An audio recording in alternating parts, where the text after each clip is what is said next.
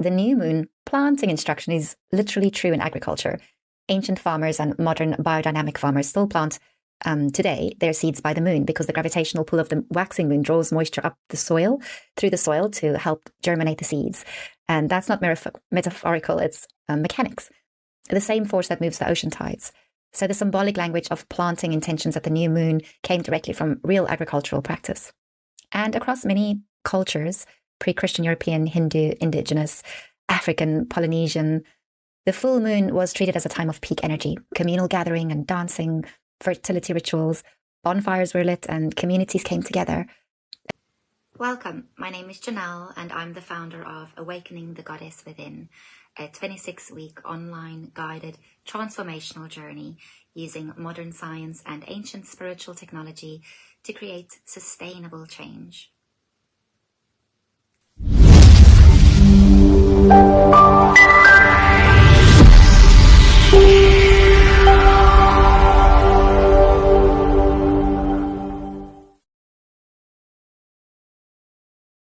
Hey beautiful sisters, and welcome back. Quick check-in before we dive in. How are those week 1 daily habits coming along? The morning practice and the movement and the gentle nourishment. Keep going. Those small consistent changes and actions are building the foundations for everything that's to come. So we are in week 2. For me this week, I got back into Muay Thai, and I even got Rod to join me, which I'm very pleased about.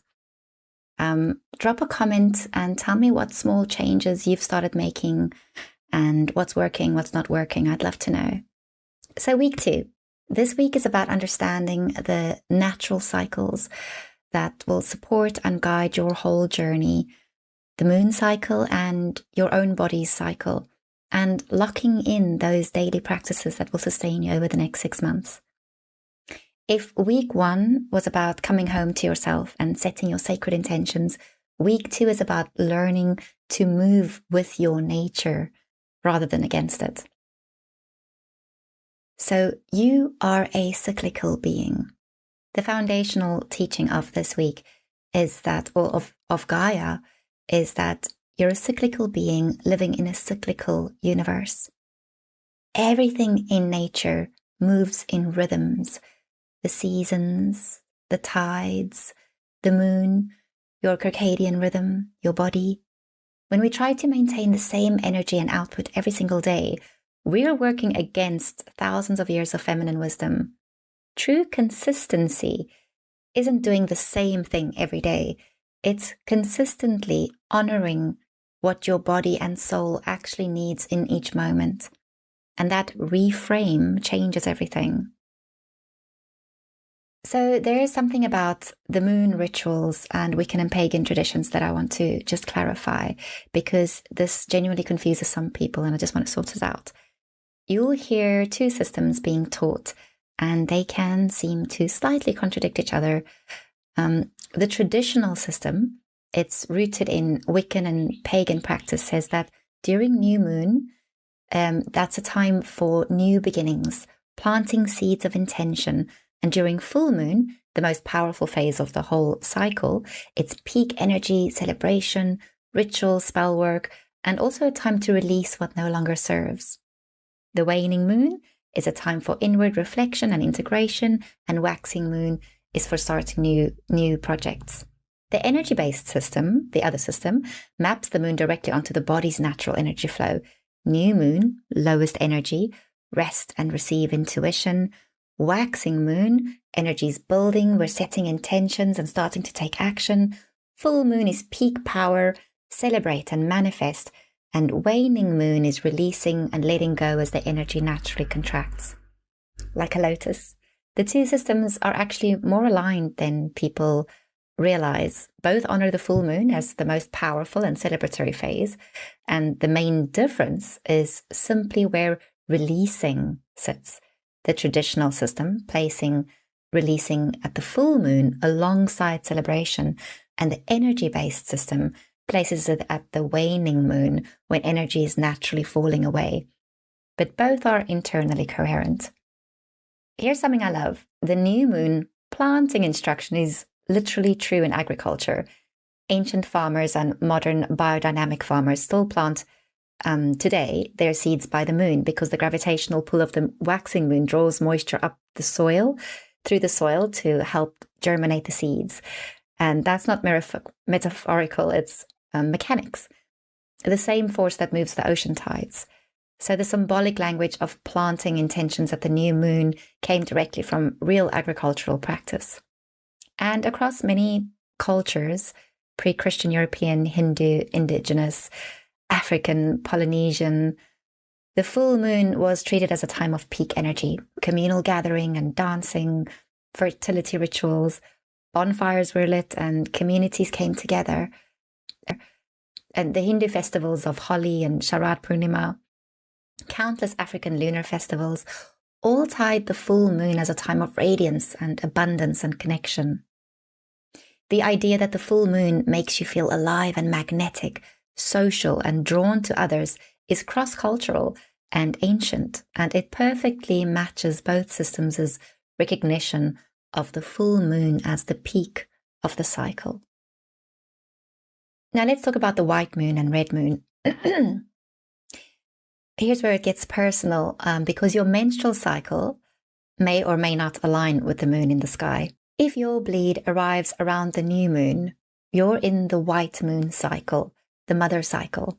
Your body's natural rest aligns with the moon's dark, quiet phase.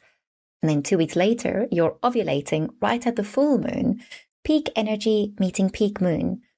Both systems tend to feel fairly natural to you. And women's general cycle is 28 days. Mine is 33 currently. I'm in perimenopause. If your bleed arrives around full moon, you're in the red moon cycle, or the wise woman, or the crone cycle. And here's the honest truth. Neither moon system maps perfectly onto your body because both systems associate the new moon with a quieter, more inward energy, and you are ovulating at the new moon, at peak power, wanting to shine and act. And at the full moon, when both systems recognize peak celebratory energy, you are in your bleed, needing rest and going inward. This is simply useful self-knowledge. It doesn't mean the frameworks aren't valuable. It means your body is your primary compass, and the moon is a supporting guide. Neither cycle is more spiritual than the other. Both are sacred. And if your cycle shifts or is irregular, or you don't bleed, like for perimenopausal people, or menopause, or contraception, or hysterectomies, any reason, you are actually still cycling energetically. And the book covers how to work with that as well. So the way that our course works with the moon, obviously our practices align with the moon and with our body. But one important thing about how this program is structured is in the first 3 months, we follow the traditional system as a learning scaffold. New moon for intentions and full moon as peak and celebratory with release woven in. Waning moon for integration. It gives you something clear to anchor to while you're learning to track your own cycles for the first time. If you're already tracking cycles, you can just adapt your practices. By month 4, you'll have enough self-knowledge to ask which system actually serves your body, and you get to consciously choose. We go into all of that into chapter 16 at Saraswati. There are also short moon phases, rituals, and every phase throughout the 6 months of the book, throughout all 6 goddesses. So your menstrual cycle also moves through the 4 seasons, and every single month this happens completely independent of the moon. Your inner winter, you'll bleed, you will feel like you want to rest, you'll want to go inward, receive intuition. Inner spring, energy's rebuilding, you're getting new ideas and you're stirring. Inner summer, ovulation, peak power and you're taking action. And inner autumn is you're turning inward, you're completing projects, preparing and letting go of things that don't serve. This week, I just want you to notice, where are you right now? Where's your moon right now? Where are you in your cycle? And it's just about being aware. We're just noticing. We don't have to fix anything because each phase is perfect where you are. So the practices for this week is to check in with your cycle and doing an evening gratitude, spend some time in nature and journal about where you are in your cycle and where you are in the moon and how you think that energy, how you're feeling energetically. If you want to go deep into the full Gaia Foundation month, the 4-week Gaia course is available now at awakeninggoddess.org.